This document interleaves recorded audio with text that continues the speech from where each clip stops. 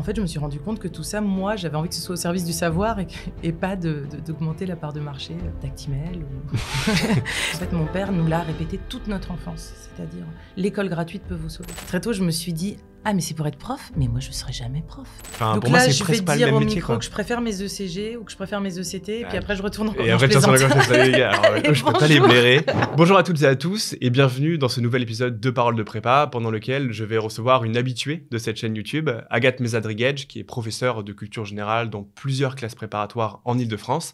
Et ensemble, on est revenu bien sûr sur son rôle actuel de professeur, mais aussi sur ses années de classe préparatoire en tant qu'étudiante dans un prestigieux lycée parisien en prépa littéraire, sur ses années au CELSA et puis sur son passage dans le monde de l'entreprise avant de revenir donc à ses premières amours, l'éducation et la littérature. J'en dis pas davantage et je vous laisse découvrir ma conversation avec Agathe.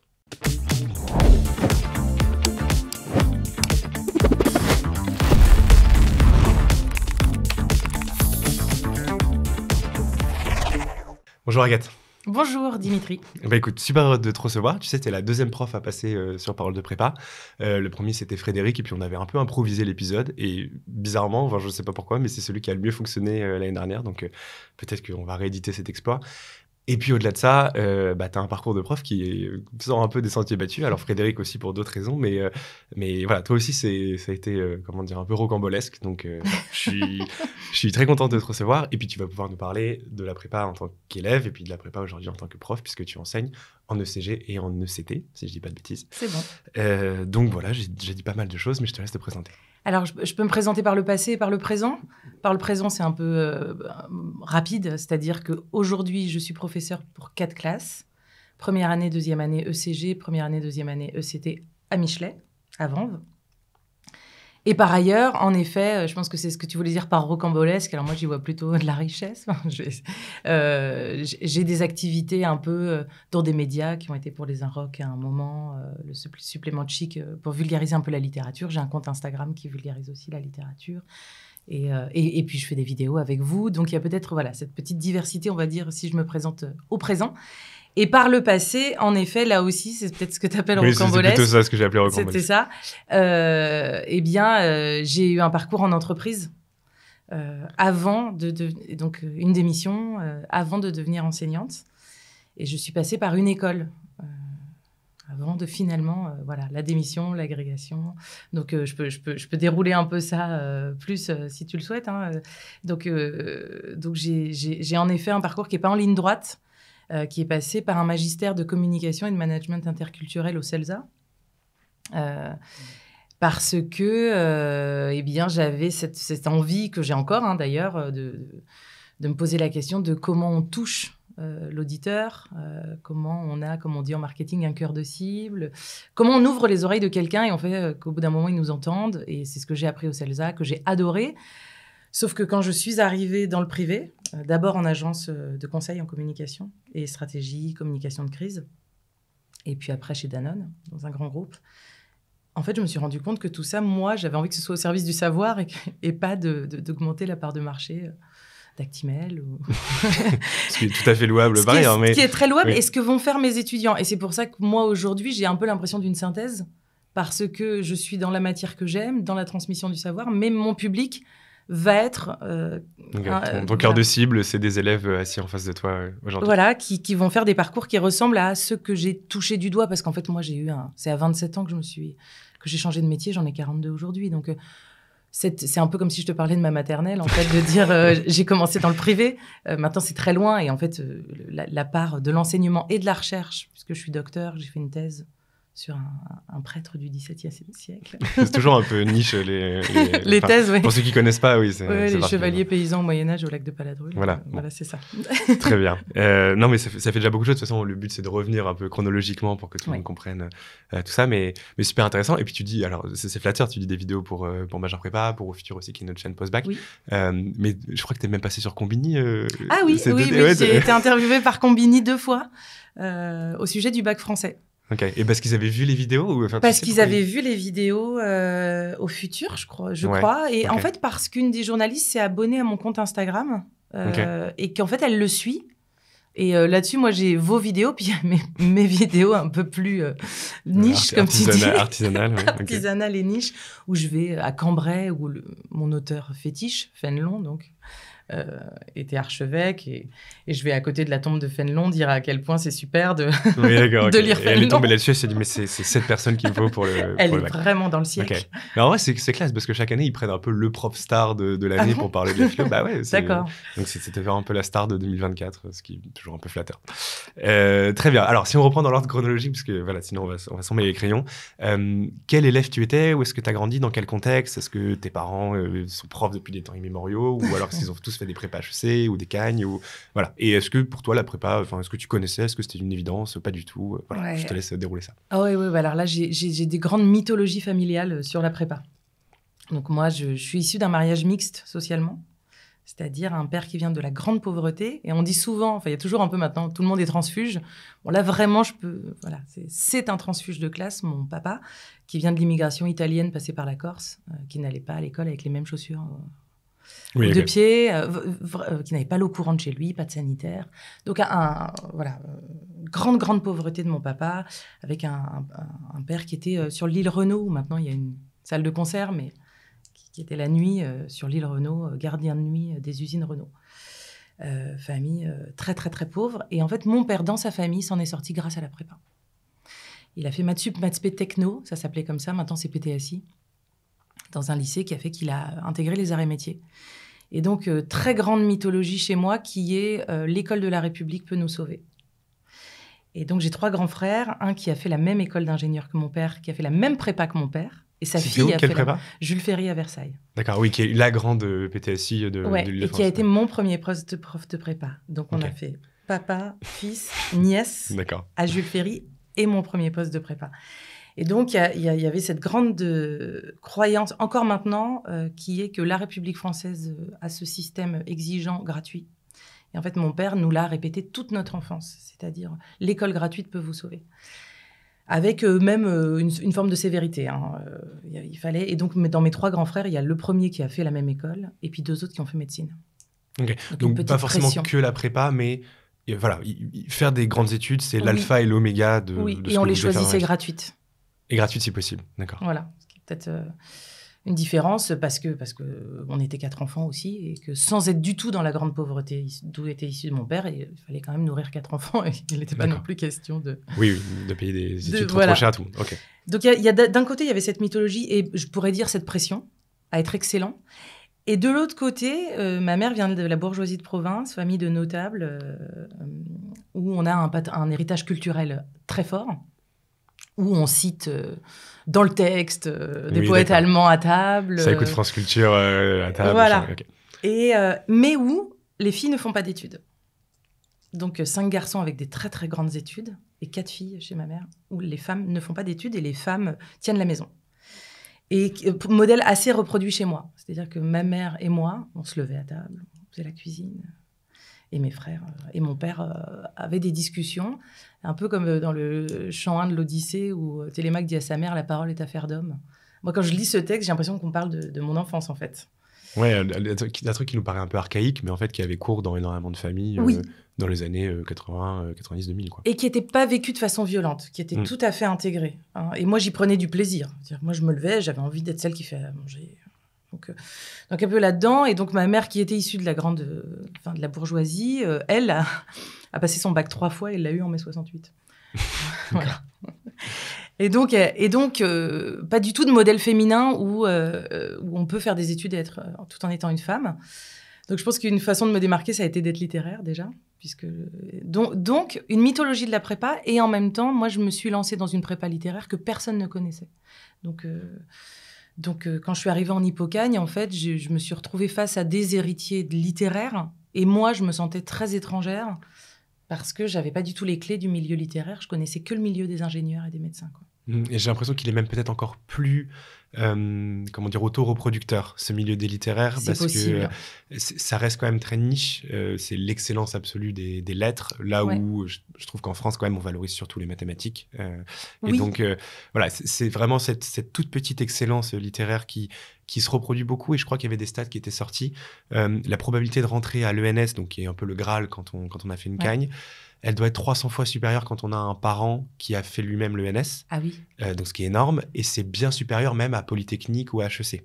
Parce que déjà, d'accord. je pense que tu demandes à 100 personnes dans la rue, c'est quoi Polytechnique, c'est quoi HEC, il y en a peut-être, je sais pas, 50, 60 qui disent oui, je vois à peu près ce que c'est. Le NS, c'est... Bon, déjà, faut connaître, ne serait-ce Oui, qu'avant oui, oui, bien sûr. d'imaginer l'intégrer, quoi. Moi, j'y suis allée sans savoir ce qu'était l'ENS. Et très tôt, bon, ça m'évoque plein de choses que tu dis, mais très tôt, je me suis dit, ah, mais c'est pour être prof, mais moi, je ne serai jamais prof. C'est vrai. Ok, mais t'avais pas trop compris ça avant Ah, moi, d'entrer. pas du tout. D'accord. J'étais juste la première de ma classe. Et dans les matières scientifiques aussi en seconde. Et puis finalement, j'avais décidé d'être littéraire. Alors avec le passé, on se recompose un peu les trucs. Je me dis que c'était peut-être quand même une façon d'être en opposition à ma famille, de dire moi, je serais littéraire. Mais bon. Et donc, mais ce que ça m'évoque aussi, ce que tu dis, c'est sur cette reproduction. Moi, quand je suis arrivée en prépa, on avait un petit livre qui s'appelait Les mots latins. Et on devait en apprendre 10 pages. 10 pages par semaine. Tous les samedis matins, il y avait un terreau de mots latins, dont graisse de porc, hein, actiunga, actiungae. Non, je plaisante, mais c'est pour dire qu'on apprenait vraiment, vraiment niche, tous les mots latins. Vraiment tous les mots, et 10 pages, quoi. Okay. 10 pages par semaine. Et en fait, moi, je suis arrivée avec mes mots latins neufs, que ma mère m'avait achetés. Et en fait, mes collègues avaient des vieux mots latins. La vieille édition. Il y avait aussi les vieux Gaffio, et puis le Gaffio tout neuf, où on sentait qu'avoir la nouvelle édition, c'est qu'on faisait pas partie, en effet, de cela. Et ce que tu me dis aussi, j'y suis assez sensible parce que je vois, moi, à mon tour, mes enfants, qui sont donc fils de profs de littérature, docteurs, qui publient encore des articles, et qui savent citer Fénelon à 7 ans, ou ma fille, l'autre jour, qui m'a cité la tirade d'aîné de Cyrano, alors qu'elle était en CP quand elle me l'a dit au réveil, quand même. Oui. Et là, je me suis dit, bah tiens, c'est pas du tout l'enfance que j'ai eue moi. Et donc, en effet, je suis en train de créer quelque chose.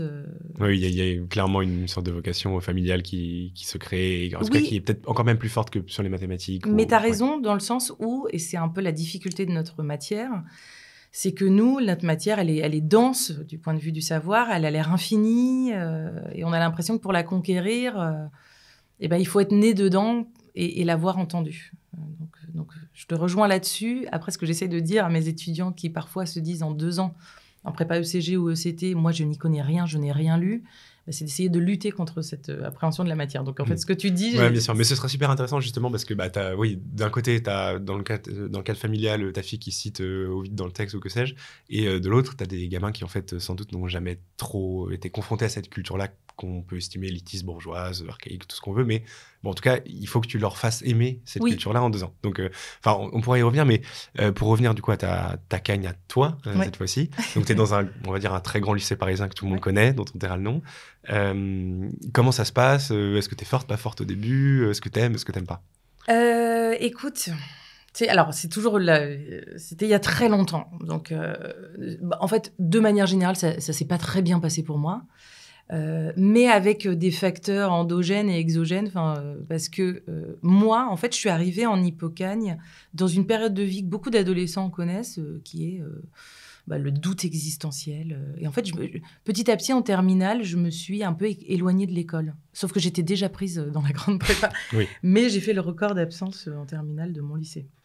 Voilà. Ouais, et en étant prise à... Oui, je vais pas le dire, mais enfin bref, dans un très grand lycée parisien. Donc, je suis devenue un peu absentéiste et j'ai traversé une grande période de crise de confiance, vraiment. Persuadée d'être nulle et que toutes ces bonnes notes que j'avais eues, en fait, elles étaient le jeu du moitié hasard, moitié c'est parce que j'ai travaillé, mais si je m'arrête de travailler, en fait, au fin fond, je suis nulle. Voilà, des phénomènes de crise de confiance, d'autocensure. Donc, je ne suis pas arrivée, moi... prête en septembre de l'Hippocagne.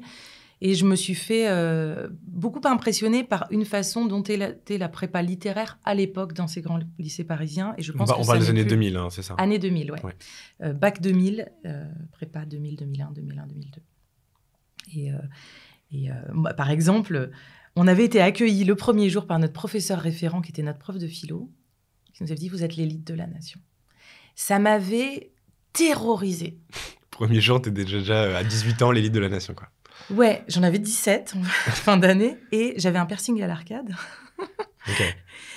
Et j'étais dans une période aussi d'exploration où, voilà, je voulais découvrir plein de choses et je me suis sentie enfin, vraiment, ça m'a terrorisée. Il y a eu ça. Il y a eu le fait que le prof d'histoire aussi nous a accueillis avec des phrases du type si vous voulez faire de l'approximatif, allez à Sciences Po. Et moi, j'étais là, mais Sciences Po, c'est génial. Comment ça pourquoi on dit que Sciences Po, c'est nul Et donc, c'est tous mes repères... hyper élitisme, quoi. Ouais. On va te tailler le truc un tout petit peu moins bien que... Et ça me motivait pas. Okay. Je pense que d'autres, ça a pu les motiver. Moi, ça m'a fait extrêmement peur, en fait. Et qui nous disait, quand je lis dans des copies Le Feu de René Raymond, je me dis, non mais enfin bon, il faut être débile. Et moi, je me souviens de ce jour-là, que j'avais compris que donc, Le Feu n'était pas écrit par René Raymond. Mais je ne savais pas qui avait écrit Le Feu. Et je me souviens, à l'époque, il faut savoir aussi qu'il n'y avait pas vraiment Internet. En fait, c'était peut-être la DSL, je pense, dans les années 2000. En tout cas, on n'avait pas de smartphone. Donc, je n'avais pas, à la pause, moyen de dire qui a écrit Le Feu, Google, s'il te plaît. Donc, ça m'a pris quelques temps d'aller à la bibliothèque chercher qui avait écrit Le Feu, Henri Barbus. Hein. Ok, alors je vois, oui, parce que René Raymond, c'est un académicien, c'est ça? Oui, ça n'a rien à voir. Ouais. Mais n'empêche que je voyais bien qu'il y avait... C'est ce jeu des références, et si tu veux, que j'ai retrouvé après dans d'autres cursus, du type des phrases... Quand vous relirez la recherche... Vous avez déjà lu que vous avez déjà lu 3 fois, voilà, en fait, hein, puisque bien entendu, on la relit, on la lit jamais, on la relit, la recherche. Et en fait, toutes ces phrases qui font peser la littérature comme quelque chose... Voilà, qui doit être déjà fait, déjà connu, ça m'a donné plutôt des antimodèles, moi. Donc moi, je ne l'ai pas bien vécu, mais maintenant, je me dis, je suis heureuse de l'avoir vécu, parce que ces discours-là, que j'ai croisés à d'autres endroits parfois, ça a été vraiment un moteur de me dire, c'est exactement ce que je ne veux pas incarner. Et je pense que les antimodèles, c'est bien aussi.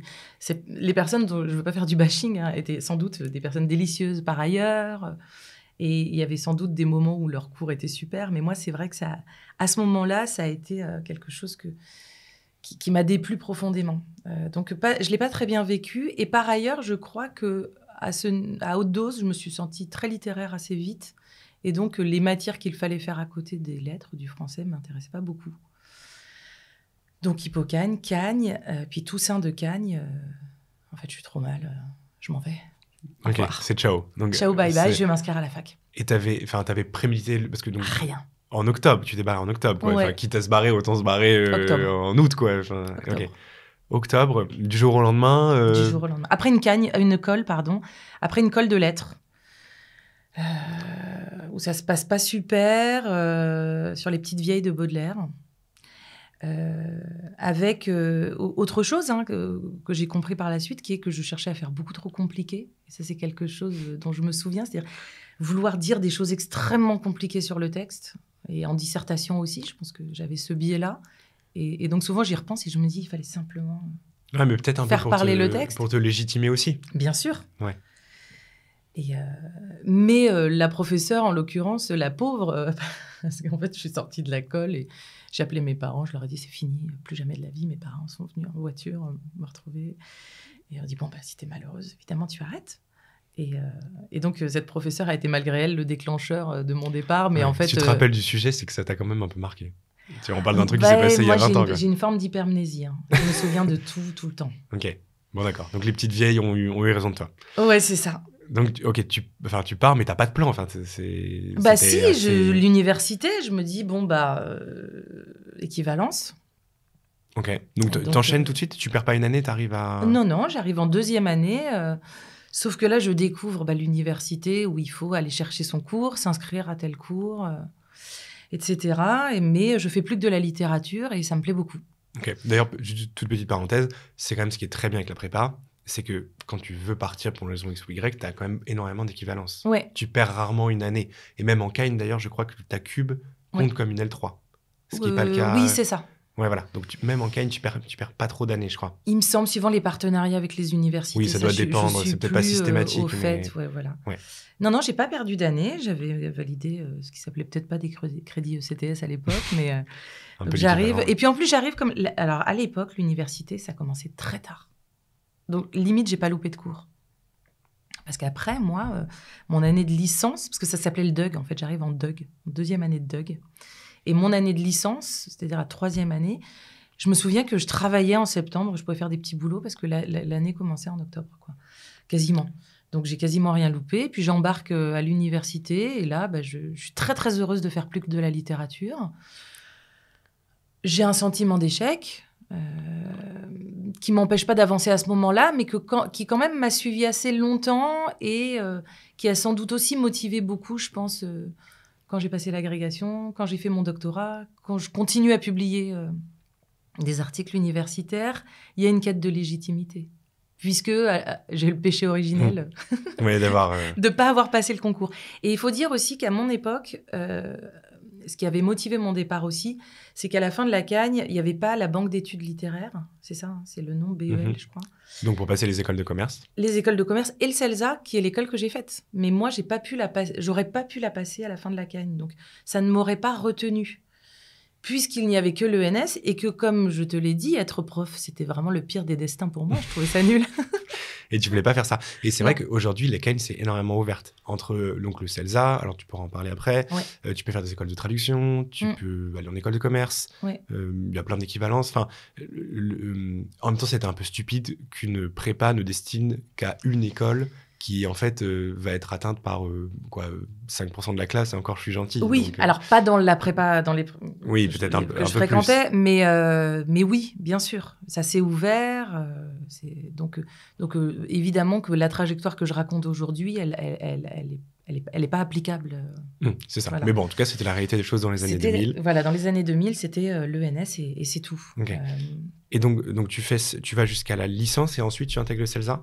Non, je fais une maîtrise à Londres parce qu'il y avait Erasmus et à l'époque, il n'y avait pas de Brexit. Oui. Je ne sais pas si on peut maintenant encore faire Erasmus à Londres. Alors, depuis le Brexit, j'imagine que non. Bonne question. Bon, on vérifiera, mais ok.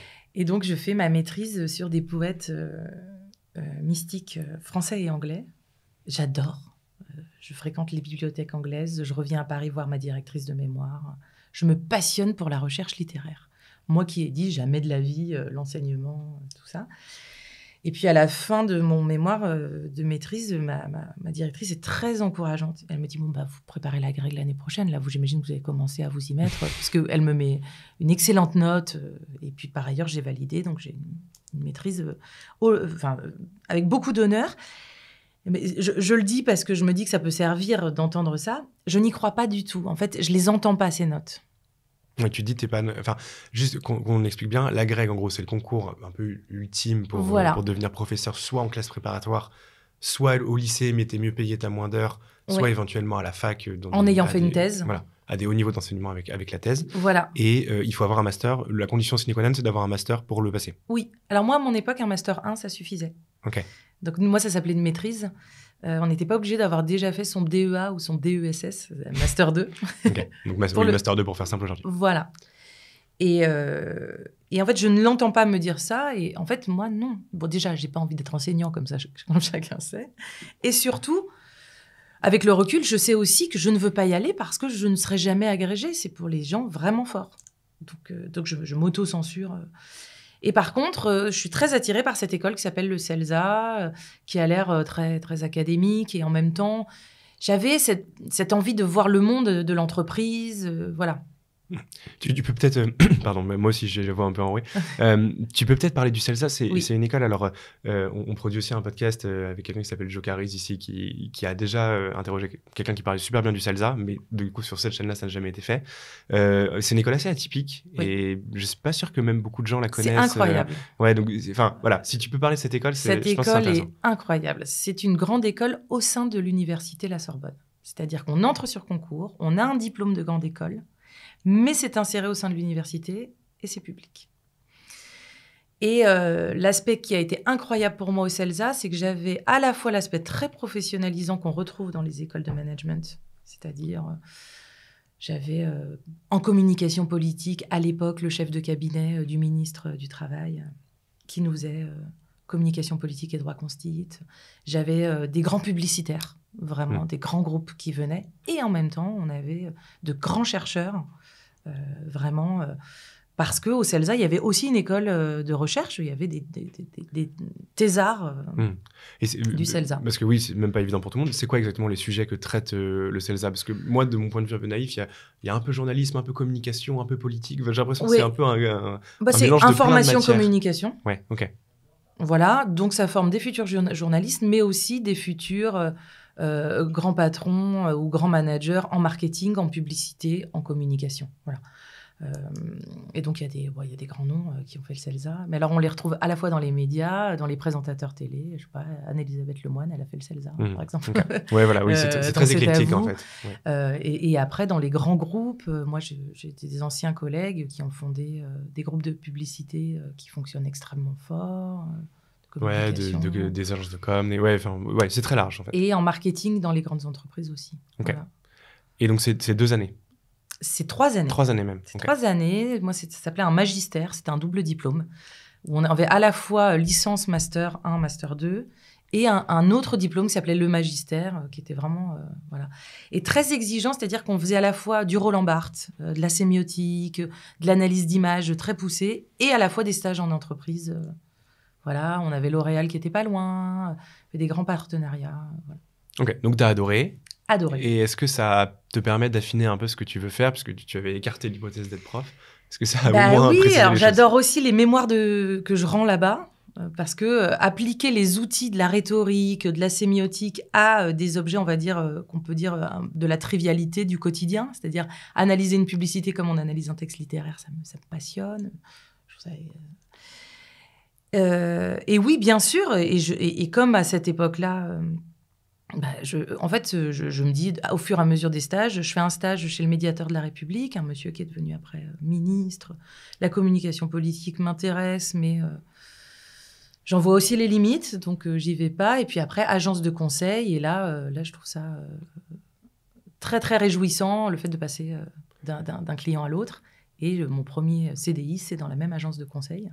Ok, donc tu embrasses vraiment la carrière privée. Ce qui est intéressant, parce que je trouve que beaucoup de profs, peut-être a fortiori même dans les matières littéraires, trouvent que le fait d'utiliser leurs compétences littéraires pour autre chose que les belles lettres, entre guillemets, c'est dévoyer quelque part ce qu'ils ont appris. Ah oui, alors que moi, je suis convaincue de l'inverse. C'est-à-dire, je pense que la littérature, non seulement doit parler à tout le monde, mais je pense qu'on est un meilleur manager si on a lu les grands textes sur le leadership, sur l'argent, sur ce qu'on appelle maintenant la sustainability. Enfin, vraiment, je pense qu'il faut relire Virgile. J'en suis intimement convaincue. Ce qui est plus la norme d'ailleurs dans les pays anglo-saxons, où on fait des humanités, ce qu'on appelle. Oui, exactement. Et en fait, beaucoup de dirigeants ont fait ça avant d'embrasser une carrière. Oui, puis ça évite de croire qu'on réinvente l'eau chaude tous les 4 matins, en fait. Non, mais... Oui. C'est-à-dire qu'en fait, les grands débats, alors avec des contextes qui évoluent, des technologies qui sont plus les mêmes. Mais voilà, là, quand j'ai dû présenter à l'UNESCO, je fais une petite figure du moussu, c'est-à-dire que je place que j'ai présenté à l'UNESCO, c'est pas très élégant, mais au début de l'année, j'ai présenté mon travail sur l'intelligence artificielle. Ben, en fait, Descartes, quand il pose la question de l'animal-machine, est-ce que l'homme qu'est-ce qui distingue l'homme de la machine? En fait, les arguments de Descartes nous servent à réfléchir. Oui, le contexte est totalement différent. Le contexte est totalement différent, mais il y a des points d'ancrage qui font que, à ce moment-là, moi, dans la réunion à l'UNESCO, j'apporte cette profondeur de champ philosophique. Et puis, le collègue de Tel Aviv, la collègue de Cambridge qui est autour de la table, eux apportent le raisonnement technique. Oui. Et c'est à nous tous qu'en fait, le débat prend corps, je pense. Vraiment. Donc oui, c'était vraiment ça Donc, j'adore ça. Mais en agence, j'aime beaucoup le travail qu'on fait. Mais malheureusement, j'ai perdu la littérature quand même en cours de route. Parce qu'en fait, je me retrouve à faire des plans de com. C'était super. Hein. En plus, il y avait des super créations. Par exemple, on a créé l'Observatoire de la ville avec Bouygues Immobilier, qui avait un côté recherche aussi. Mais quand même, il me manque la littérature. En fait, ça me manque. De plus en plus. Donc, tu étais la plus littéraire de ta boîte, entre guillemets, mais malgré tout, tu sens le manque. Parce que tu es resté quand même... Alors, tu as fait Danone, tu as été dans des... En fait, l'agence, grosso modo, mon expérience privée, elle a pris en gros 2 ans. D'abord l'agence, et puis en fait, Danone très vite. Et chez Danone, j'étais au sein de la direction des stratégies commerciales et je faisais la communication des managers commerciaux. Tout ça est en fait très vieux et dans un mouchoir de poche parce que voilà, avec cette idée peut-être de la jeunesse, quand on cherche ses premiers emploi parfois, là j'en discutais hier avec un responsable de grande école, parfois la première expérience, elle est assez courte parce que c'est pas exactement le bon endroit. Et puis tu te découvres plus qu'autre chose. Voilà, alors que après, ça a duré plus longtemps ailleurs. Et donc, et chez Danone, je me souviens que j'entre dans une boîte avec des super valeurs, etc. Et que mon N+2, qui était le patron des eaux, donc patron groupe. Ouais, c'est parce que Danone, t'as quoi? T'as Volvic, t'as Badois. Non, pas Volvic, Evian. Evian, Badois. Ça, c'est la concurrence. Oui, c'est ça, la Salvetta. Ouais, t'as pas mal. En fait, ils ont pas mal d'eau. Et voilà. Et moi, mon patron, il était patron des eaux, mais en fait, moi, je travaillais pour le groupe et c'était un poste de junior à Boulevard Haussmann avec les grands dirigeants.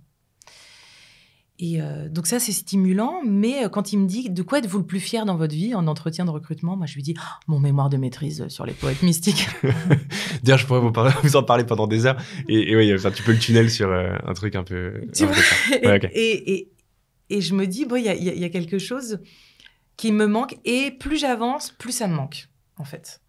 Et ça me rend un peu triste même. Il y a un moment difficile dans le choix, où je sens j'aime beaucoup l'environnement très pragmatique.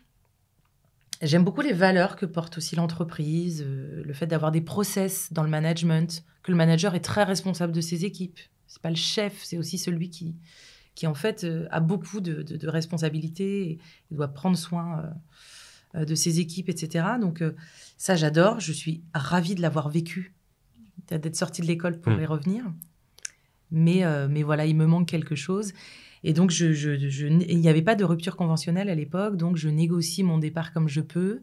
Je m'en vais et je reprends un stylo plume que j'avais jamais utilisé depuis je sais pas, des années que j'écrivais à l'ordinateur, quoi.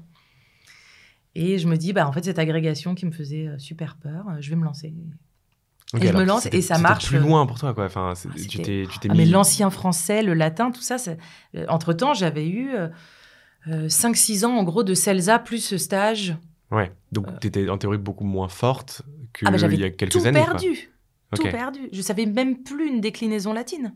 Ok. Ah oui, donc tu t'es mis vraiment dans la difficulté. Mais tu avais plus confiance en toi à ce moment-là. Il y avait, en tout cas, en matière, ce qu'on appelle les matières techniques, en littérature, il y avait ancien français, grammaire, latin. Je savais plus rien.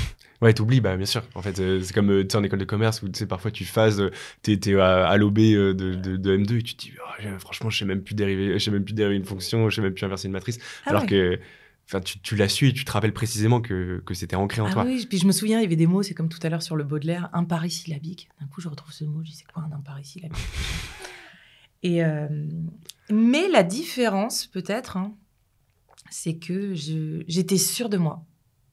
En fait, j'étais sûre que, c'était ça maintenant. Et ça, je peux pas dire pourquoi. À ce moment-là, c'était certain. Et donc, l'agrégation, je la prépare en 1 an. Je l'ai du premier coup. Très bien. Voilà. Plutôt grâce à l'écrit qu'à l'oral. L'oral a été plus contrasté. Et je pense que j'avais encore cette difficulté à me sentir à l'aise dans ce milieu institutionnel. Voilà. Mais ça passe du premier coup. Et dans la préparation, il y a une enseignante de grammaire qui plus tard va devenir ma directrice de thèse, qui, au premier cours de grammaire et de stylistique, dit « Bon, on va parler de toutes les figures de style. On va faire des choses extrêmement techniques. Mais si à la fin de notre commentaire stylistique, on n'a pas dit quelque chose de l'homme, c'est pas la peine.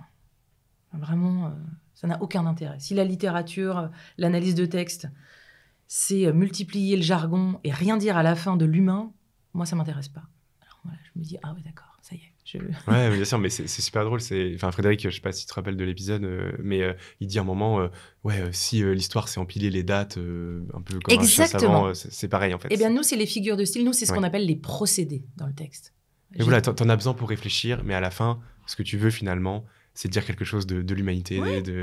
Il y en a besoin pour démonter un peu le moteur du texte, pour dire, tiens, ce texte produit un effet très fort sur moi, comment ça fonctionne? Et là, ça devient intéressant, comme on écoute une musique et on se dit, tiens, en fait, c'est parce que là, l'accord, quand t'es un peu technique, tu peux plus apprécier parce que tu comprends ce qui se passe. Mais si je ne dis que, tiens, il y a une tierce picarde dans ce morceau, bon, super, et donc, ça n'a aucun intérêt de l'avoir dit. Oui. Par contre, si je réfléchis à son effet, etc. Donc, il y a cette femme. Et puis, comme je te le disais, moi, je venais d'un milieu où les femmes ne travaillaient pas et ne faisaient pas d'études. Donc là, je rencontre une femme qui me semble incroyablement libre, qui est docteur, qui est professeure d'université et qui est mon premier mentor. Moi, je dis beaucoup mentor parce que Fénelon, mon cher Fénelon, qui est mon auteur fétiche, met en place un mentor qui accompagne Télémaque dans ses voyages. Et voilà, et je me dis, on peut être une femme intellectuelle, on peut inventer ça, quoi. Donc, il y a eu elle. Et donc, dès que j'obtiens l'agrégation, je m'inscris en thèse avec elle. J'enseigne en lycée. D'abord, j'avais pas du tout... là aussi, j'arrivais un peu de la lune, donc les contrats doctoraux pour faire une thèse... Ouais, d'accord, parce que en gros, ce qui se passe, c'est que tu as un contrat doctoral, donc en gros, tu es payé par l'État pour chercher. Et donc ça, c'est assez difficile à obtenir. Enfin, bref, on peut rentrer dans les détails, mais c'est un peu technique. Et en parallèle, en fait, tu es au lycée et tu enseignes. Donc, tu as 2 travails en quelque sorte. Ouais, alors j'ai pas obtenu le contrat doctoral d'abord parce que je l'ai pas demandé. Ah, oui. Voilà, tout simplement parce que je ne sais même pas que ça existe. Alors, on dit allocataire, moniteur au début. Et puis, au moment où je comprends que ça existe, il est trop tard. Alors, je saurais plus te dire, mais alors, je suis un peu plus vieille que les autres. Un petit peu, pas beaucoup, mais j'ai plutôt 50 de plus que ceux qui s'inscrivent en thèse. Puisque 50 CELSA et d'entreprise. Donc, il y avait des histoires d'âge, de demandes que je me suis inscrite en thèse et je n'avais pas fait la demande de contrat. Donc, je ne peux plus les demander. Donc, je me lance dans la thèse tout en étant prof de lycée. Et là, je fais une deuxième rencontre. C'est l'inspectrice régionale. J'ai presque envie de dire leur nom, tellement c'est des femmes qui m'ont portée. Qui m'inspecte mon année de stage en lycée. Et qui me dit, faut faire... je crois, voilà ce que j'ai vu en classe. J'ai envie de vous dire... donc, je vais vous faire devenir formatrice... Et tu te sentais à l'aise, parce que du coup, c'est un truc que tu avais repoussé. Tu finis devant une classe à, du coup, quoi, 30 ans ou quelque chose comme ça 27. Et ça y est, tu te dis, ouais, c'est bon, j'ai trouvé le truc tout de suite. J'ai adoré, mais immédiatement. C'est vraiment... ça a été une révélation. Vraiment, j'ai adoré faire cours dès le départ. C'était dans un lycée très mixte. J'avais 2 premières STMG. Et j'ai adoré cette idée parce que pour moi, j'avais ce challenge qu'on m'avait appris au CELSA qui était il faut ouvrir bien grand les oreilles de ceux à qui tu parles. Au bout de 15 minutes, ils vont s'embêter, donc il va falloir trouver des moyens. Et en même temps, tu parles de ce que t'aimes le plus. Et cette fois-ci, c'est pas pour un segment de yaourt c'est pour la littérature. Donc pour moi, c'était la réunion à ce moment-là. Du meilleur des 2 mondes que tu as connus. Oh ouais, vraiment. Okay. J'ai adoré, j'ai pris au sérieux les choses. Ah ouais, vraiment. Je me souviens de tous les prénoms des élèves de l'époque. Vraiment. De toute façon, je crois que c'est comme ça pour tous les enseignants, ça. Oui, c'est vrai que c'est frappant parfois de voir tu recroises des profs et ils se rappellent de toi ou ils se rappellent de je me rappelle vous divisiez toujours par 0, j'avais envie de vous taper sur les doigts. Enfin, ils ont toujours un truc, tu vois. C'est ça. C'est drôle, ouais. Cette hypermnésie des profs de manière générale. Ouais, exactement. Et puis s'il y en a 30 qui sont intéressés, qu'il y en a un qui dort, d'aller chercher celui-là. Sinon, on sort de cours, on est dégoûté, quoi. On a l'impression que le cours s'est mal passé alors qu'il y en avait 29 qui étaient à bord du train. Ouais, t'as vraiment un côté très prestation où t'es sur scène pendant 1h30 ou 2 heures. Et ça, je dois te dire que l'aspect spectacle, l'aspect mise en scène rejoint aussi d'autres préoccupations qui étaient liées au CELSA, mais aussi à ce que j'ai décidé de travailler sur le XVIIe siècle, sur le paraître qui n'est pas qu'un mauvais mot, qui est aussi une façon d'être élégant et de ramener, de permettre l'échange. La sociabilité savante du XVIIe siècle, les salons, c'est pas que le règne de la superficialité, c'est aussi l'endroit où on crée un cadre, où on peut diffuser de la connaissance dans un cadre avec ses règles de politesse, etc. Donc, voilà. Et parallèlement, en plus, en même temps que j'adore mon métier de prof, je me passionne pour Fénelon, qui est un grand pédagogue et qui explique dans l'éducation des jeunes filles, de l'éducation des filles, ou dans d'autres textes, quand il prend en charge l'éducation du futur roi de France, que faire des grands sermons, ça fonctionne pas, et qu'il faut raconter des histoires. Et que c'est pour ça qu'il va écrire un roman, des fables, pour éduquer le futur roi de France, parce que Bossuet, qui l'a précédé avant lui, faisait des grands sermons, et qu'en fait, pédagogiquement, ça fonctionne pas. Oui, d'accord. Ok. Oui, c'était ou comme les contes philosophiques qui étaient un peu à la mode à ce moment-là. Enfin, après, ouais. Un petit peu après, pardon, oui, ça. Mais l'idée que la pédagogie doit être ludique, qu'il faut faire jouer l'enfant, sinon on le perd. Et en fait, il le disait, il est prêtre, archevêque, il éduque le futur roi de France, on ne s'attend pas à ça. Donc moi, j'ai cette découverte aussi de ce grand penseur de la pédagogie, en même temps que je deviens enseignante, et que voilà, je travaille sur lui pour devenir docteur, qui est aussi un de mes rêves. Et j'entre dans le métier d'enseignante en me disant, moi, j'aimerais être prof en prépa, vraiment.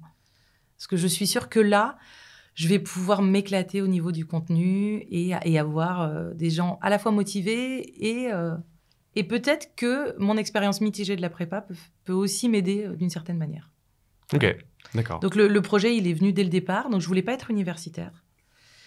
Et voilà. Et donc j'ai quand même au bout de 2 ans, ça s'appelait un ATER avec des universités. Donc j'enseigne à Nanterre, puis 2 ans à Strasbourg, en faisant des allers-retours pour à la fois écrire ma thèse et avoir le contrat qui fait que j'enseigne un petit peu à l'université.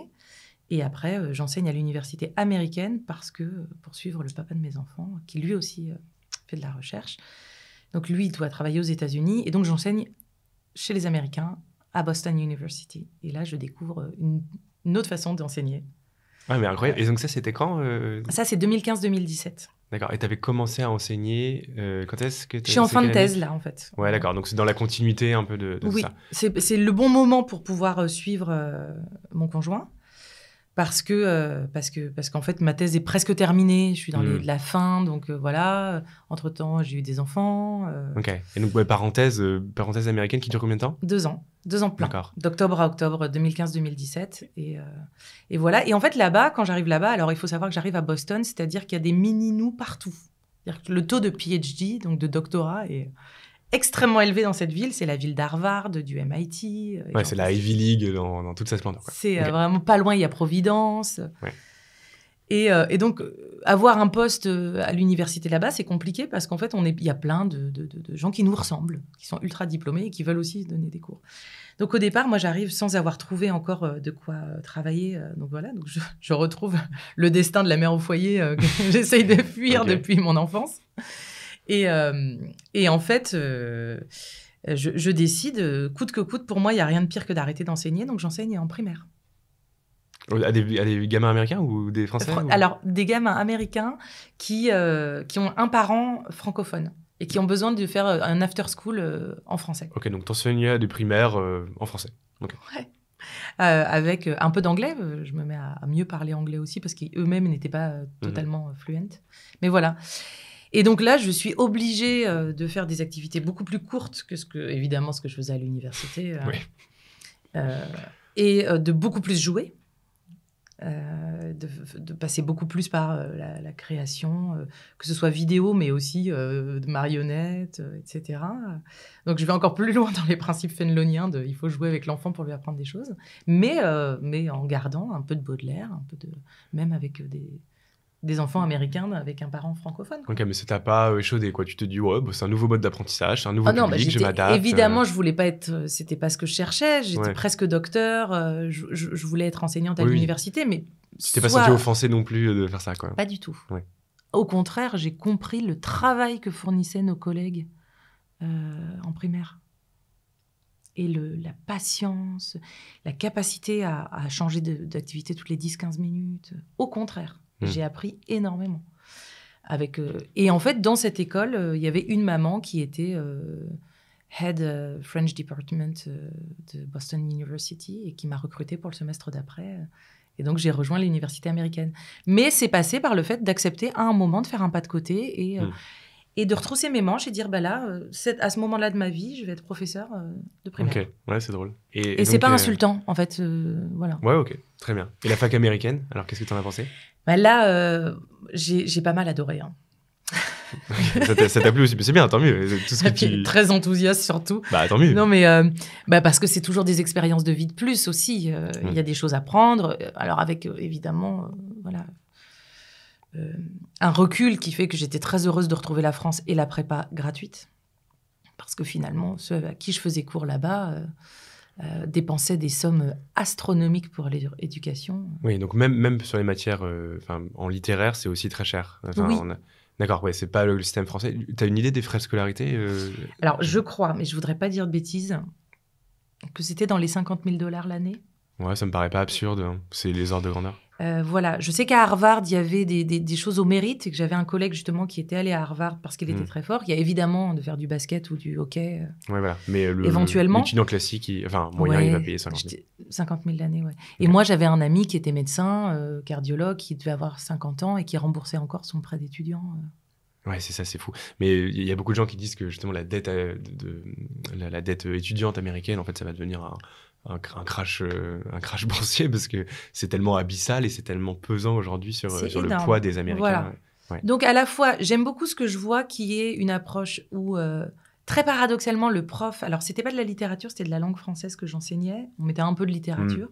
Mais le prof n'est pas si maître que ça de son enseignement. En fait, on fait tous le même cours la même semaine, mais on participe tous à l'élaboration du cours. Ça, c'est... moi, ce que j'avais adoré là-bas, c'est l'évaluation. C'est-à-dire qu'à chaque fin de semestre, on a un feedback des étudiants qui disent « j'évalue le cours et j'évalue le prof ». Donc, ils vont écrire noir sur blanc ce qu'ils en pensent et de nous. Ouais, c'est ce qui est très mal perçu en France. Ça commence à exister un peu dans les écoles de management, mais peut-être pas aussi... Ouais, c'est pas aussi prégnant qu'aux États-Unis. Voilà. Donc ça, faut être capable de s'y confronter. Et pareil, l'évaluation par les pairs. C'est-à-dire qu'il y a une responsable du cours dans le département qui, on pourrait dire nous inspecte, en tout cas vient dans notre cours, mais finalement c'est une paire, c'est pas un inspecteur. Oui, d'accord. Elle-même va avoir un responsable d'un autre cours qui va venir, et elle vient avant le jour où elle nous visite, dire bon, qu'est-ce que tu vas faire demain en classe ? Ok, tu penses que tu vas le faire comme ça ? Ok, on voit, écoute, teste-le comme ça.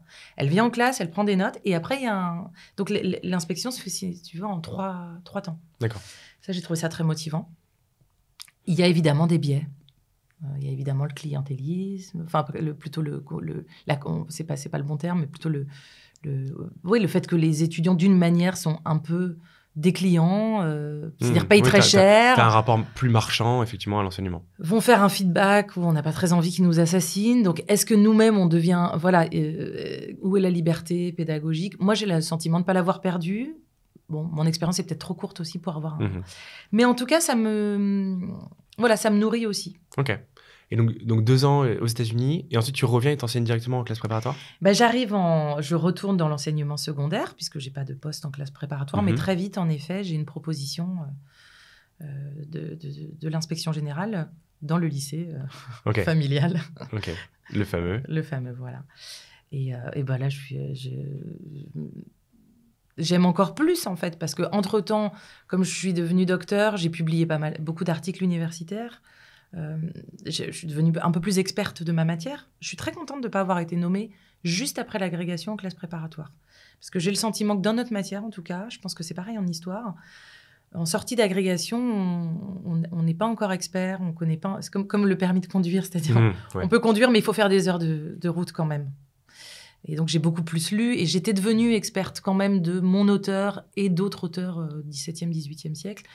Et donc, je me sentais armée pour prendre en charge cet enseignement, même si maintenant, après beaucoup plus d'années en prépa, je vois bien qu'en fait, ça ne fait qu'accroître ça. Oui, je vois. Et donc, ce qui est intéressant, c'est que donc, du coup, tu as fait donc Versailles en PTSI, donc un public... Alors, plutôt fort en cours a priori, mais bon, voilà, l'heure de français, c'est pas... Eux, ils sont là pour faire... Ils adorent. Ils adorent ? Ils adorent parce que c'est la respiration. Ouais, au milieu de toutes ces mathématiques, 2 heures de français, ça fait du bien, quoi. En tout cas, eux, c'était le discours et c'était marqué par des faits. C'est-à-dire qu'ils suivaient le cours. Il n'y avait vraiment pas de problème. C'était des classes très masculines. Ça, c'était très impressionnant. C'est la seule fois où ça m'est arrivé, où il y avait... 1, 2, 3 filles par classe de 45. Ouais, en PTSI, c'est et en ATS, où j'étais, je me demande si j'avais pas que des hommes. Et donc, non, au contraire, eux, ils avaient 2 choses. C'est que, 1, c'était un peu la respiration dans la semaine. Et 2, l'écart type sur la matière littérature-philosophie est plus fort que sur les autres matières. Et donc, là où, quand on a 18 partout, qu'on est très bon, c'est dans cette matière qu'on peut faire la différence pour les intégrations dans les très grandes écoles. Oui. Donc eux, non, il y avait plutôt même une stratégie de... Faut bosser, quoi. Oui. Ouais. Ok, intéressant. Et donc, après, donc, je spoil un peu, mais donc, tu as été dans ce lycée-là, tu as été un peu à Ginette, aujourd'hui tu es à Michelet. Donc, en fait, tu as fait... Et en plus, à Michelet, tu as les ECG, les ECT aussi. Donc, tu as eu des publics hyper hétérogènes. Oui. T'as des gamins qui sont très forts, qui, en gros, s'ils ont le SCP, c'est limite s'ils n'ont pas raté les concours. Et de l'autre côté Ginette, c'est à peu près le cas, on va dire. Ah oui. Et de l'autre côté, t'as des gens qui, en fait, sans doute, ont subi encore plus fortement que toi des discours « Ah, mais tu connais pas ça, c'est trop la honte », et donc qui ont presque appris à détester un peu ces matières-là. Donc, est-ce que tu te comportes de la même manière avec tous, et est-ce que tu as une préférence la question est large, mais tu vois, pour moi, c'est presque pas le même métier. Donc là, je vais dire au micro que je préfère mes ECG ou que je préfère mes ECT, et puis après, je retourne encore. Et après, tu retournes encore. Les gars, alors, je peux pas les blairer, mais non, c'est pas tant l'idée, c'est plutôt en termes d'enseignement, tu vois, pas tant de personnes. Non, mais c'est des super questions, c'est très vaste, donc je vais tâcher de pas être ennuyeuse. Alors, d'abord, sur l'idée un peu comme ça, quand tu dis, ça me fait penser à ton mot rocambolesque du début de l'interview, là on dirait que c'est touffu, dense. Oui, et je crois que c'est ce que j'aime. Moi, je crois que le savoir doit permettre de décloisonner et de traverser des mondes. Donc je déteste l'homogénéité. Et quand je la traverse, on essaye de la décoiffer un petit peu avec... voilà. Donc tu préfères pas tant un public, tu préfères justement en avoir plein, finalement. Ça me plaît. Ça me plaît d'en avoir différents. Je pense que ça s'enrichit. Je pense que j'ai acquis des compétences à Ginette, auprès des ECT à Michelet, et que tout ça se croise. Ça, j'en suis vraiment fertilisation croisée. J'en suis intimement convaincue. Les publics sont très différents. Alors, j'aime pas trop mettre des étiquettes parce qu'après, dans le détail, c'est évidemment faux à l'échelle individuelle. Mais par exemple, les ECT, j'ai envie d'en parler parce que souvent, dans leur parcours, ils n'ont pas été littéraires, évidemment. Oui, je précise, parce que c'est vrai que pour nous, c'est évident. C'est ceux qui ont fait un bac techno et qui vont en prépa. Parce que oui, déjà, c'est possible de faire un bac techno, d'aller en prépa, ce qui n'est pas l'évidence pour tout le monde. Bon. Et voilà. Et nous, on a la chance d'être dans les 2 meilleurs de France. Donc, nos ECT, il y en a 3 qui sont rentrés à HEC l'an dernier. Ouais, c'est une très bonne ECT, oui. Voilà. Donc, mais souvent, quand ils arrivent en ECT 1, donc juste après le bac, la littérature, généralement, c'est une matière qui, au lycée, je dis bien généralement, il y a évidemment n'était pas leur matière préférée parce qu'ils ont choisi STMG et pas... Pas la voie générale, oui. Pas la voie générale et ni même l'option HLP, quoi. Voilà. Ce que j'adore avec cette filière-là, c'est que je vois toujours des métamorphoses sur les 2 ans. C'est-à-dire des choses... Parce que la classe prépa leur dit, en fait, tu es entré en classe prépa, donc tu es dans quelque chose d'élitiste, donc tu as le droit, en fait. Donc tu as le droit de lire ce texte, tu as le droit de le commenter. Et donc les phénomènes un peu... alors je veux pas être misérabiliste, ni faire du Bourdieu pour les nuls, que je maîtrise pas si bien que ça, ou du Annie Ernaux pour les nuls. Mais je dirais que quand même, on peut ne pas oser, et moi je l'ai ressenti à mon niveau, alors que j'ai pas le même profil exactement, ne pas oser parler du texte. Le texte me fait peur, l'auteur me fait peur. Et j'ai l'impression qu'être rentré en prépa, c'est bon, tu peux y aller parce que de toute manière, il va falloir le faire. Les autres sont comme toi, et voilà. Et en plus, en ECT, ils ont une dissertation qui est la leur. Donc ça, je trouve ça absolument passionnant et même émouvant de voir ça. Je trouve qu'il y a une certaine... si je devais dire... mais je veux tellement pas vexer mes étudiants que j'adore, mais j'ai peur... je dirais qu'en ECT, je vois plus de gravité face à la littérature. C'est-à-dire de la lire vraiment comme ça parle de moi, ça parle du monde... et c'est pas un exercice de style pour faire la bonne dissertation. Voilà. Ouais, ils ont un côté plus concret, un peu ce que disait ta mentor, entre guillemets. Oui. Voilà. Ça doit dire quelque chose de l'humain. Voilà. Et après, le vernis qui est nécessaire pour être lu, que je rejette pas. C'est-à-dire que je ne rejette pas la rhétorique. J'ai fait le CELSA. Le vernis qui est nécessaire pour être lu, pour être entendu, ils vont l'acquérir avec nous. Mais sans tomber dans le travers, qui est quand même assez classique, de faire des exercices de style, et en fait de la pensée qui n'en est pas. C'est-à-dire de la pensée qui s'écoute penser, quoi. Oui, d'accord. Ok. Donc il y a ça. Mais du côté ECG, j'ai aussi évidemment un plaisir immense parce qu'il y a une maîtrise. Il y a parfois il m'arrive en ECG de voir des cagneux, en fait, qui auraient eu leur place en cagne aussi, et qui ont juste fait le choix d'un certain secteur professionnel. Et ils sont passionnants aussi pour ça. ou pour le fait qu'ils arrivent avec parfois un programme littéraire du lycée qui est tellement maîtrisé qu'on peut aller tout de suite très loin, etc. Oui, Voilà, je ne sais pas si ça... Donc, si tu ça adaptes répond. quand même un minimum. Enfin, tu Oui. leur donnes pas à manger de la même manière, quoi. Non, mais de toute façon, le cours ne se déroule jamais comme on l'avait prévu. Oui, c'est ça, il y a une part d'impro en plus. Ou alors, c'est que vraiment, on Ouais. n'écoute personne. Oui, mais c'est une impro qui peut exister parce que tout est verrouillé. Oui, je comprends. Mais d'ailleurs, ça me permet d'enchaîner sur ma prochaine question. Donc, on a fait plusieurs vidéos avec toi. Alors, il y a des vidéos en studio. Tu nous expliques comment il faut traiter la forêt en culture générale. Tout le monde est là, bon, qu'est-ce que c'est que ce bordel? Bon, enfin bref. Et on a fait 2 vidéos plus immersives. Une où on a filmé une de tes cols. Ça date un peu, c'était l'époque du Covid, tu avais un masque. Voilà. Oui. Et une où on a filmé ton cours. Et les deux ont fait, mais je sais plus, des centaines de milliers de vues sur YouTube, des millions sur Instagram, sur TikTok, etc. Est-ce que ça t'a surpris? Alors, 2 questions. Est-ce que déjà ça t'a surpris, parce que c'est quand même censé être un peu niche la prépa, que ça trouve une telle audience, que les gens s'intéressent finalement à ce qui se passe entre les murs d'une classe préparatoire? Première question.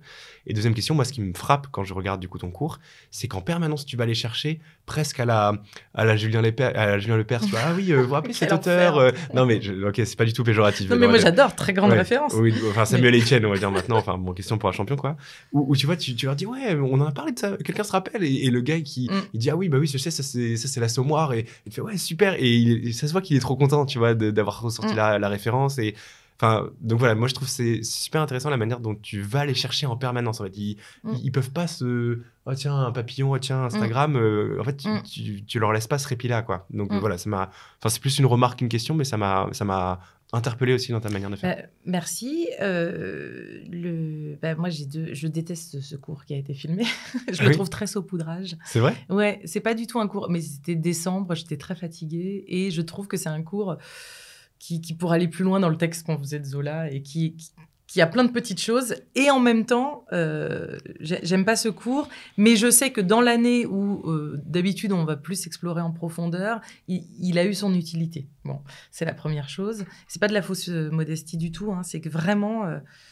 c'était un moment voilà, où je trouve que le côté Julien Lepers, comme tu dis, je l'assume.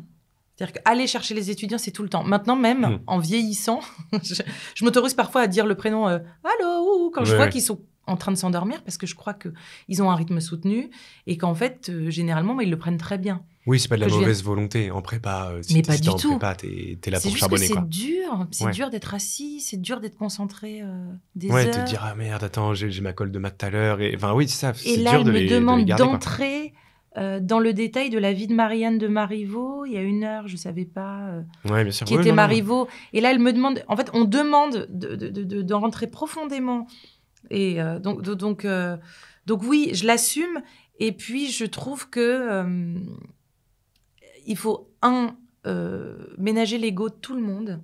Moi, je trouve que l'ego, ça n'est pas qu'un mauvais mot, même si j'ai bossé sur un moraliste, quoi. C'est-à-dire que quand notre narcisse, notre ego va bien, on va... voilà, il ne faut pas le piétiner. Et donc, j'ai répondu à la question, je vaux quelque chose, je suis dans ce cours, j'ai ma place dans ce cours. Donc, bien sûr, mais voilà, avec... faut pas non plus que ça devienne Julien Lepers. Et la surprise concernant les chiffres, oui, elle est énorme. Je n'en reviens pas parce qu'en plus, évidemment, vous êtes venu, entre guillemets, à l'improviste, comme cette interview qui n'est pas du tout préparée et que en tant que prof, j'ai plutôt tendance à verrouiller les choses qui restent. Je le fais parce qu'il y a une relation de confiance avec vous et que j'ai l'impression qu'on essaye, enfin que vous essayez plutôt que on, de servir quelque chose, voilà, mais totalement. de noble. Moi, je reste persuadé que... Enfin, en fait, moi, je suis parti du principe qu'il y a tellement de légendes autour de la prépa. Voilà. C'est horrible, les profs, ils sont là pour te casser. Et en fait, tu vois juste une classe qui a franchement... Elle a l'air contente d'être là, honnêtement. Oui. Et une prof qui a l'air, d'être contente d'être là. Et 2, enfin, dans tous les cas, tu peux aimer, pas aimer ton cours, mais l'impression de bienveillance que tu dégages, elle est profondément sincère. C'est difficile d'être insincère pendant 1h30, à faire ça comme si tu en avais quelque chose à faire de tes étudiants, ou ah ouais, bon, merde, là, il y a les caméras, je vais essayer d'être un peu sympa, alors que d'habitude, je les dérouille un peu, quoi. Donc, je trouve que ça, tu vois, c'est le meilleur... Ça se verrait sur leur visage. Non, mais bien sûr. Qu'est-ce qu'elle a elle est en forme aujourd'hui. Et en fait, je sais pas, moi, je trouve que c'est la meilleure réponse, plutôt que de dire non mais alors je vous jure, tu vois, en face caméra, je vous jure que la prépa c'est trop bien. Oui, tu peux le dire et machin, et tu peux trouver tous les témoignages de la terre, Mais voilà, je trouve que c'est une ressource précieuse et je pense que c'est ce qui explique aussi le succès de ces vidéos, puisque on avait fait pareil en maths, on a fait en géopo et les vidéos ont aussi bien fonctionné. Je me suis mise à regarder un cours de géopo sur les soft power et tout. Ouais, c'est ça. Ouais. Thomas devait être ravi, le prof de géopo de Michelet. De Michelet. Mais Thomas admire beaucoup Frédéric et je pense que Frédéric admire beaucoup Thomas. Ouais, il y a ça aussi chez les profs de prépa. C'est vrai, vous respectez pas mal mutuellement. Et surtout, on s'apprend des choses tout le temps. Ouais. On a envie de ça tout le temps. Mais ça m'évoque quand même deux choses que j'ai envie de souligner quand même, pour être tout à fait honnête. Un, cette légende sur la prépa, j'y ai participé un peu en disant, moi, mon année de prépa, elle a été dure. Et il y avait encore peut-être un peu ça dans les années 2000. Ah, elle sort pas de nulle part non plus. Voilà. Mais de toute façon, la légende, c'est ce qui différencie la légende du mythe. C'est que la légende, elle s'accroche à un fait réel ou historique. Oui, c'est ça, un peu déformé, mais il y avait un truc. Donc, il y avait peut-être quelque chose dans les années 90-2000 dans certains lycées et qui, moi, avait rencontré en plus une période de malaise comme beaucoup d'adolescents peuvent le vivre. Donc, ça, c'était juste ça. Mais je crois qu'en effet, les grands lycées maintenant, pour les connaître de l'intérieur, pour y avoir mes collègues que j'affectionne et avec qui j'ai travaillé, et pour être moi-même dans un grand lycée, Michelet, je crois vraiment que ça n'existe plus. Enfin, vraiment. Je crois que c'est terminé. Voilà. Et l'autre point, c'est vraiment une conviction que j'ai. C'est la conviction vraiment socratique que qu'est-ce qui fait qu'on s'élève vers le savoir? C'est Eros, c'est le désir. Mais Socrate nous dit que c'est un désir platonique, comme Platon, quoi. Et je crois vraiment qu'il faut aimer, je le dis de façon un peu provocatrice, aimer son enseignant. Et je crois que l'enseignant doit aimer ses étudiants. Mais dans un amour, évidemment, dénué... Oui, platonique, voilà. bien sûr, mais... Je voudrais pas, me retrouver avec une affaire. Non, ça doit aller. Mais non, mais je vois très bien ce que tu veux dire. Et oui, je pense que c'est quand même le meilleur des moteurs. Enfin, tu peux être ultra motivé en disant, OK, moi, ce que je veux, c'est vraiment avoir telle école. Mais 2 ans, c'est long quand même. Si c'est ta seule et unique motivation, si t'aimes pas fondamentalement ce que tu fais, avec qui tu le fais, on parle de l'élève, on parle aussi de ses camarades, on parle de l'environnement de manière globale. C'est ça. Franchement, les gens qui sont passés une au sorte micro, de filia, voilà. Je dis Eros parce que c'est le Eros socratique, celui qui permet de s'élever, mais une sorte de sentiment. Il faut avoir 2-3 amis en qui j'ai confiance. Et nous, je crois que l'enseignant, il peut toujours y avoir des étudiants ou des étudiantes où au départ, on n'arrive pas à créer le canal de transmission. Et il y a vraiment cet acharnement au début, dans les premières semaines de cours, pour que la relation se noue. Et c'est une relation qui met la sensibilité avec l'intellect, pour moi. Ce serait totalement faux de dire que c'est pur esprit. Non, je comprends. Il y a du sensible, il y a des affects, je pense. Je comprends. À leur bonne place. Oui, on est toujours clair. Bien, mais c'était à peu près les dernières questions que je voulais te poser. Peut-être une dernière. Tu as l'air contente déjà d'être là aujourd'hui et puis même de manière générale de ce que tu fais aujourd'hui. Comment tu vois la suite? Est-ce que tu as des projets? Qu'est-ce que tu voudrais développer? Est-ce que tu voudrais que ta vie ressemble exactement à ça pendant encore 20 ou 30 ans? Enfin voilà, est-ce que comment tu vois un peu la suite des choses? Moi, je voudrais développer encore ce qui est là. Tout ce qu'on fait en vulgarisation, d'une manière ou d'une autre, j'aime quand ça peut se faire, donc en faire plus. Là, par exemple, il y a une réalisatrice qui est venue nous filmer en classe pour un documentaire sur Annie Ernaux, qui va me permettre, à mon avis, là encore, de décloisonner.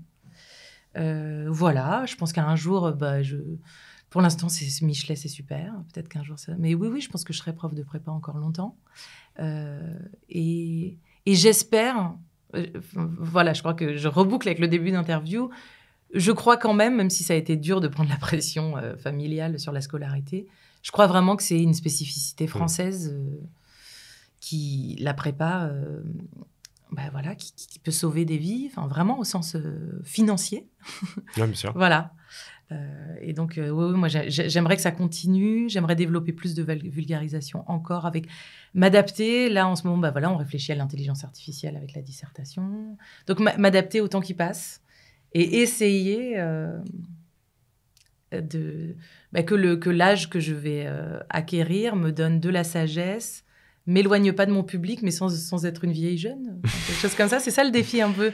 C'est de rester, de parler du bon endroit, de la vieillesse qui s'installera, mais qu'elle serve toujours les choses. Merci beaucoup, Agathe. Merci à toi.